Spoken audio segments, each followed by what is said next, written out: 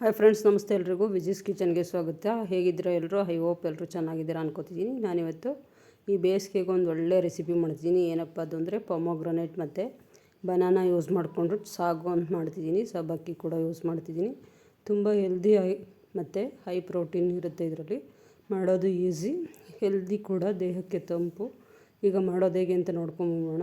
ನಾನು ಒಂದು ಕಪ್ಪಷ್ಟು ಸಬ್ಬಕ್ಕಿನ 1 ರಿಂದ 2 ಅವರ್ ನೀರಲ್ಲಿ ನೆನೆಸ್ಕೊಂಡಿದ್ದೆ. ನೆನೆಸಿರೋ ಸಬ್ಬಕ್ಕಿಗೆ ಈಗ ನಾನು ಬಾಯ್ಲ್ಡ್ ಮಾಡ್ಕೋತಾ ಇದ್ದೀನಿ. ಪಾತ್ರೆಯಲ್ಲಿಟ್ಟು ಅದನ್ನ ಒಂದು 10 ರಿಂದ 15 ನಿಮಿಷ ಬೇಯಿಸ್ಕೋಬೇಕು. ಸಬ್ಬಕ್ಕಿನ ಬೇಯಿಸ್ಕೊಂಡಾದ್ಮೇಲೆ ಅದನ್ನು ಆಫ್ ಮಾಡಿ ತಣ್ಣಗೆ ಹಾಕಿಡ್ತೀನಿ.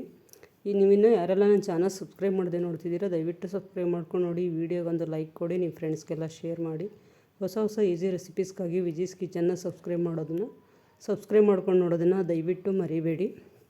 ನಿಮ್ಮ ಸಲಹೆ ಸೂಚನೆಗಳು, ಅನಿಸಿಕೆ, ಅಭಿಪ್ರಾಯಗಳು ಏನೇ ಇದ್ದರೂ ದಯವಿಟ್ಟು ಕಮೆಂಟ್ ಬಾಕ್ಸಲ್ಲಿ ಹಾಕಿ. ದಯವಿಟ್ಟು ಸಪೋರ್ಟ್ ಮಾಡಿ. ಈಗ ನೋಡಿ, ಮೀಡಿಯಮ್ ಫ್ಲೇಮಲ್ಲಿ ಇಟ್ಕೊಂಡು ನಾನು ಸಬ್ಬಕ್ಕಿನ ಚೆನ್ನಾಗಿ ಕುದಿಸ್ಕೊಂಡಿದ್ದೀನಿ. ಒಂದು 5 ರಿಂದ 10 ನಿಮಿಷ 10 ರಿಂದ 15 ನಿಮಿಷನೇ ಕುದಿಸ್ಕೊಂಡಿದ್ದೀನಿ. ಈಗ ಇದು ರೆಡಿಯಾಗಿದೆ. ಕಾಯ್ದಿರೋ ಹಾಲನ್ನ ನಾನು ಒಂದು ಪಾತ್ರೆಗೆ ಹಾಕಿ, ಒಂದು ನೀರು ಕುಡಿಯೋ ಲೋಟದಲ್ಲಿ ಒಂದು ಲೋಟದಷ್ಟು ಹಾಲನ್ನ ಬಿಸಿ ಮಾಡ್ಕೋತಿದ್ದೀನಿ. ಬಿಸಿ ಆದಮೇಲೆ ಈ ಹಾಲಿಗೆ ನಾನು ಏನು ಸಬ್ಬಕ್ಕಿ ಬೇಯಿಸ್ಕೊಂಡಿದ್ದೀನಲ್ಲ ಅದನ್ನು ಇದಕ್ಕೆ ಹಾಕ್ಕೊಂಡು ಮಿಕ್ಸ್ ಮಾಡ್ಕೋತೀನಿ. ಈಗ ನೋಡಿ, ಇದನ್ನು ಮಿಕ್ಸ್ ಮಾಡಿಕೊಂಡು ಇದಕ್ಕೆ ಹಾಕ್ಕೊಂಡು ಸಬ್ಬಕ್ಕಿನ ಚೆನ್ನಾಗಿ ಹಾಲು ಜೊತೆ ಬ್ಲೆಂಡ್ ಮಾಡ್ಕೋತೀನಿ. ತುಂಬ ರುಚಿಯಾಗಂತೂ ಇರುತ್ತೆ. ಹಣ್ಣು ತಿಂದೇ ಇರೋ ಮಕ್ಕಳಿಗೆ ಈ ಥರ ಮಾಡಿಕೊಟ್ರೆ ಖುಷಿಯಿಂದ ತಿಂತಾರೆ. ತುಂಬ ಚೆನ್ನಾಗಂತೂ ಇರುತ್ತೆ. ಇದು ನೋಡಿ, ಸಬ್ಬಕ್ಕಿ ಹಾಲು ಜೊತೆ ಚೆನ್ನಾಗಿ ಬ್ಲೆಂಡ್ ಆಗ್ತಿದೆ. ಇವಾಗ ಇದಕ್ಕೆ 1 ಕಪ್ಪಷ್ಟು ಸಕ್ಕರೆ ಹಾಕೋತಿದ್ದೀನಿ. ಸಕ್ಕರೆ ಸಾಕು, ಹೆವಿಯಾಗಿ ಹಾಕೋಬೇಡಿ. ನೀವು ಜಾಸ್ತಿ ಸ್ವೀಟ್ ತಿನ್ನೋರಾದರೆ ಸ್ವಲ್ಪ ಜಾಸ್ತಿ ಹಾಕ್ಕೊಳ್ಳಿ. ನಾವು ಮೀಡಿಯಮ್ಮಾಗಿ ಸ್ವೀಟ್ ತಿನ್ನೋರು 1 ಕಪ್ಪು ಸಕ್ಕರೆ ಸಾಕು, ಅಷ್ಟೇ ಹಾಕ್ಕೊಂಡಿದ್ದೀನಿ. ಅದು ಈಗ ಚೆನ್ನಾಗಿ ಮಿಕ್ಸ್ ಆಗೋ ಥರ ಇದರಲ್ಲಿ ಚೆನ್ನಾಗಿ ಕರಗೋ ಥರ ಸಕ್ಕರೆ ಒಂದು 5 ನಿಮಿಷ ಚೆನ್ನಾಗಿ ಮಿಕ್ಸ್ ಮಾಡ್ಕೋತಿದ್ದೀನಿ. ಇದನ್ನು ಚೆನ್ನಾಗಿ ಮಿಕ್ಸ್ ಮಾಡ್ಕೊಂಡಾದ್ಮೇಲೆ ತಣ್ಣಗಿರೋದು ಒಂದು ಕಾಫಿ ಲೋಟದಲ್ಲಿ ಒಂದು ಲೋಟದಷ್ಟು ಹಾಲು ತೊಗೊಂಡು ಅದಕ್ಕೆ 2 ಟೇಬಲ್ ಸ್ಪೂನಷ್ಟು ಫುಲ್ಲು ಕಸ್ಟರ್ಡ್ ಪೌಡರ್ ಹಾಕಿ ಅದನ್ನು ನೀಟಾಗಿ ಬ್ಲೆಂಡ್ ಮಾಡ್ಕೋತಿದ್ದೀನಿ. ನಮಗಿದು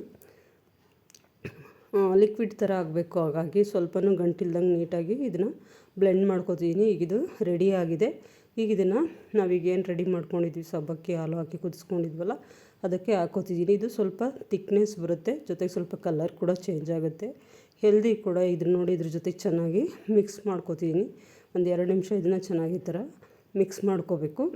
ತುಂಬ ಚೆನ್ನಾಗಂತೂ ಬಂದಿತ್ತು. ನೀವು ಒಂದು ಸಲ ಮನೇಲಿ ಮಾಡಿ ಹೇಗೆ ಬಂತು ಅಂತ ಕಮೆಂಟ್ ಮೂಲಕ ತಿಳಿಸಿ. ಹಾಗೆ ಹೊಸ ರೆಸಿಪೀಸ ನೋಡೋಕ್ಕೋಸ್ಕರ ಸಬ್ಸ್ಕ್ರೈಬ್ ಮಾಡೋದನ್ನು ಮರಿಬೇಡಿ. ಹಾಗೆ ಹೊಸದಾಗಿ ಈ ಥರ ಏನಾದರೂ ಟ್ರೈ ಮಾಡಿದ್ದೆಲ್ಲ ನಾನು ವೀಡಿಯೋ ಮಾಡಿ ಹಾಕ್ತಿರ್ತೀನಿ. ದಯವಿಟ್ಟು ನೀವು ಒಂದು ಸಲ ಮನೇಲಿ ಟ್ರೈ ಮಾಡಿ ಹೇಗೆ ಬಂತು ಅಂತ ತಿಳಿಸಿ. ಇವಾಗ ನೋಡಿ, ಇದು ಥಿಕ್ನೆಸ್ ಬರ್ತಾಯಿದೆ, ಹಾಗೆ ಕಲರು ಚೇಂಜ್ ಆಗ್ತಾಯಿದೆ. ಈಗ ಇದು ರೆಡಿ ಆಗ್ತಾಯಿದೆ. ನಾನಿವಾಗ ಇದಕ್ಕೆ ದೊಡ್ಡ ಸೈಜು ಅಂದರೆ 2 ದೊಡ್ಡ ಬಾಳೆಹಣ್ಣು, 2 ಬಾಳೆಹಣ್ಣು ಸಿಪ್ಪೆ ತೆಗೆದು ನೀಟಾಗಿ ಸಣ್ಣದಾಗಿ ಕಟ್ ಮಾಡ್ಕೊಂಡಿದ್ದೀನಿ.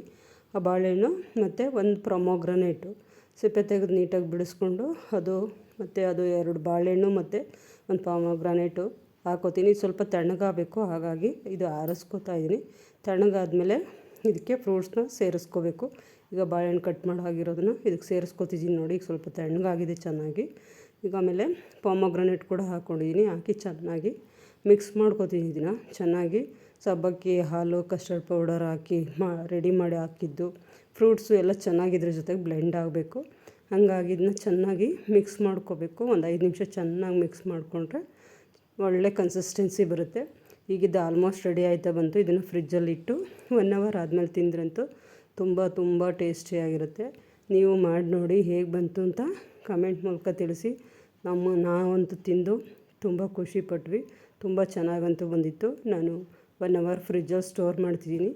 1 ಅವರ್ ಆದಮೇಲೆ ತೆಗೆದು ಎಲ್ಲರೂ ತಿಂದ್ವಿ. ನೀವು ಅದೇ ಥರ ಮಾಡಿ ನೋಡಿ. ಡೈರೆಕ್ಟಾಗಿ ಹಾಗೆ ತಿಂತೀನಿ ಅಂದರೆ ಹಾಗೆ ಕೂಡ ತಿನ್ಬೋದು. ಫ್ರಿಜ್ಜಲ್ಲಿಟ್ಟು ತಿಂದರೆ ಈ ಸಮ್ಮರ್ಗೆ ಚೆನ್ನಾಗಿರುತ್ತೆ. ತುಂಬ ಚೆನ್ನಾಗಂತೂ ಬಂದಿತ್ತು. ನೋಡಿದ್ರೆ ಬಾಯಲ್ಲಿ ನೀರು ಬರ್ತಿದೆಯಲ್ಲ. ನೀವೊಂದು ಸಲ ಮಾಡಿ ಹೇಗೆ ಬಂತು ಅಂತ ಕಮೆಂಟ್ ಮೂಲಕ ತಿಳಿಸಿ. ಈಗ ನೋಡಿ, ಬಾಳೆಹಣ್ಣು ಮತ್ತು ದಾಳಿಂಬೆ ಹಾಕಿ ಮಾಡಿರೋಂಥ ಸಾಗು ರೆಡಿಯಾಗಿದೆ. ನೀವು ಮಾಡಿ ಟೇಸ್ಟ್ ನೋಡಿ ಹೇಗೆ ಬಂತು ಅಂತ ಕಮೆಂಟ್ ಮೂಲಕ ತಿಳಿಸಿ. ಹೀಗೆ ಸಪೋರ್ಟ್ ಮಾಡ್ತಾಯಿರಿ.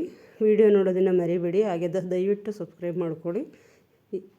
ಈ ವಿಡಿಯೋ ನೋಡಿದ್ದಕ್ಕಾಗಿ ನಿಮ್ಮೆಲ್ಲರಿಗೂ ಧನ್ಯವಾದಗಳು.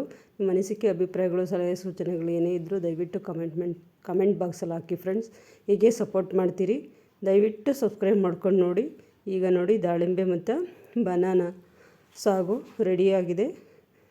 ನೀವೊಂದು ಸಲ ಮಾಡಿ ಹೇಗೆ ಬಂತು ಅಂತ ಕಮೆಂಟ್ ಮೂಲಕ ತಿಳಿಸೋದನ್ನು ಮರಿಬೇಡಿ ಫ್ರೆಂಡ್ಸ್. ಸೂಪರಾಗಂತೂ ಬಂದಿತ್ತು.